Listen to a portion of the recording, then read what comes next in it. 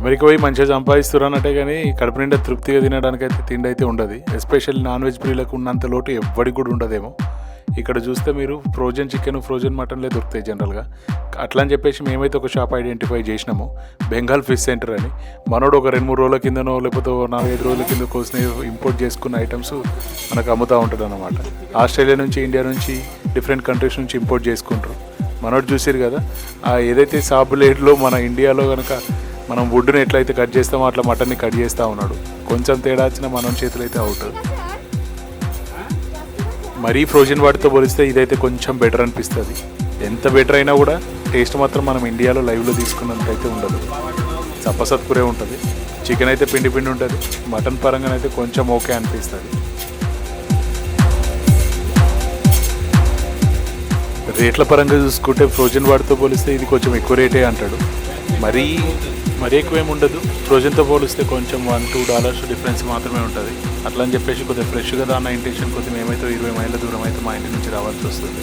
అమెరికాలో chicken, mutton అన్నట్టు కాకుండా మనకి ఫిష్ కూడా అవైలబుల్ ఉంటుంది. అది కూడా ఫ్రోజన్ ఐటమ్. లాస్ట్ వరకు చూస్తే ఫిష్ పరిస్థితి కూడా ఎట్లుంటుంది అనేది మీకు అర్థమవుతుంది.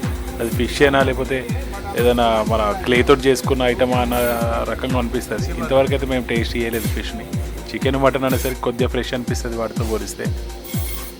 మనోడు అంటున్నాడు కొంచెం రిక్వెస్ట్ చేసి ఉంటే కనుక ఒక ముందు అడ్వాన్స్గా ఇన్ఫర్మేషన్ చెప్తే మనకి నాటుకోడిని కూడా తీసుకొస్తా అంటున్నాడు, తెప్పిస్తా అంటున్నాడు. లైవ్ కాదండు, సేమ్ ఇట్లే, అది కూడా కొంచెం లైట్ ఫ్రోజన్లా అనుకొని చెప్పొచ్చు మనము. వాటి దగ్గర ఫ్రెష్ ఐటమ్స్ అన్నట్టే కాకుండా కొంచెం ఫ్రోజన్ ఐటమ్స్ కూడా దొరుకుతాయట. ఒక్కోదానికి ఒక్కో రకమైన రేట్లు ఉన్నాయి. నెక్స్ట్ దాంట్లో మనం రేట్లు కూడా ఎట్లుంటాయి ఇక్కడ ఏందనేది చూద్దాము. ఆల్మోస్ట్ ఇండియాతో కంపేర్ చేస్తే రేట్లు అయితే ఒక 3-4 టైమ్స్ ఎక్కువే ఉంటుంది. ఆ రేట్లు ఏందనేది చికెన్కి ఎంత ఉంటుంది, మటన్కి ఎంత ఉంటుంది అనేది ఇప్పుడు మనం చూద్దాము. రేట్ల విషయానికి వస్తే మనోడు గోటికి సపరేటు, ల్యాంబుకి సపరేటు, చికెన్కి సపరేట్ అనేది పెట్టినాడు. హలాల్ గోటు ఫ్రెష్ మిక్స్ అయితేనేమో $10 చేంజ్ ఉంది. లెగ్ వరకు కావాలంటేనేమో 12 చేంజ్ లాగా ఉంది. అంటే మన ఇండియాతో పోలిస్తే ఇక్కడ అరౌండ్ 830 అన్నమాట. కిలోకి కాదు ఇది, మరి ఎల్బీ అంటే దగ్గర 450 గ్రాములు. చికెన్కి చూస్తే మీరు $3.50 ఉంటుంది. 3.5 అంటే దగ్గర మనకి 250-300 రూపాయలు. ఈ ఫ్రోజన్లో బంపర్ ఆఫర్ ఏంటంటే మనోడు లివర్లు సపరేటు, హార్ట్లు సపరేటు, లెగ్గులు సపరేట్ అన్న రకంగా కూడా అమ్ముతాడు. అది చెప్పుకోదగ్గ విషయమే ఎంతైనా. మేమైతే మటన్తో పాటు ఇంత చికెన్ కూడా తీసుకున్నాము. చికెన్ ఏంటంటే ఇక్కడ చూస్తే మీరు హోల్ చికెన్ అంటారు దీన్ని. హోల్ చికెన్ అనేది మనకి ఆల్మోస్ట్ ఒక $3 చేంజ్ ఉంటుంది ఎల్బీకి.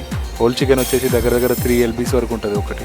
సో $10 అనుకోవాలి, అంటే కిలోన్నర జనరల్గా మన ఇండియా భాషలో. కిలోన్నరకి మనకు దగ్గర 1000 చిల్లర ఉంటుంది ఇక్కడ రేట్ అయితే. చికెన్ చూస్తేనైతే ఫ్రెష్గానే అనిపిస్తుంది. ఎంతో ఫ్రోజన్ లాగా కాకుండా మరి ఐస్తో ఉండకుండా కొద్దిగా ఫ్రెష్గానే ఉంటుంది. కానీ మ్యాటర్ ఏంటంటే టేస్టే డిఫరెంట్గా ఉంటుంది. అస్సలు రుచి ఉంటుంది. ఎంత తిన్నా కూడా చికెన్ ఫీలింగ్ అయితే రాదు. ఏదో కొంచెం తిన్నామో అన్న రకంగా సాటిస్ఫై కావాల్సిందే. మేము 2 హోల్ చికెన్లు తీసుకున్నాము. మాకును మా శేఖర్ వాళ్ళకి అన్నట్టు సపరేట్ కావాలని తీసుకున్నాము. ఇప్పుడు ఇక ఫిష్ టర్న్ చూసారు కదా, ఫిష్ అనేది ఎంత పెద్దగా ఉందో. ఆ పెద్ద ఫిష్ అనేది మనం క్లేతో చేసినట్టే ఉంటుంది నేను చెప్పినట్టు. మీరు చూస్తే దాని లోపల బాడీ కానీ ఏది కానీ కొంచెం మంచు లెక్కనే ఫీలింగ్ అనిపిస్తుంది. దీన్ని కూడా ఎట్లా తింటారో నాయన అన్న ఫీలింగ్ అయితే నాకైతే వచ్చింది.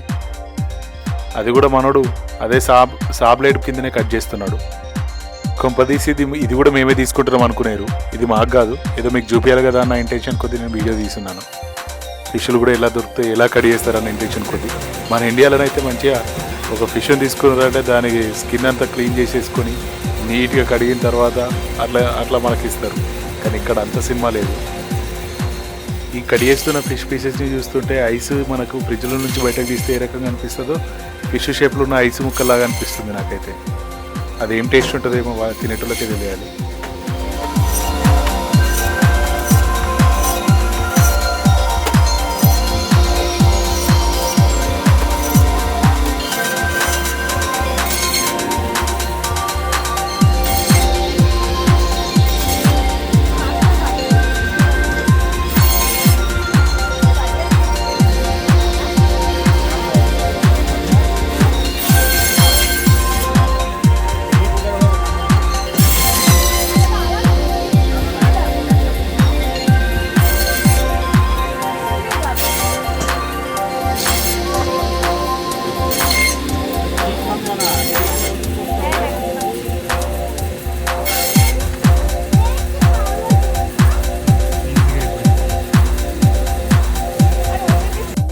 చాలా రకాల ఫిషెస్ని అయితే మనోడు ఫ్రిడ్జ్లో స్టోర్ చేసి పెట్టున్నాడు.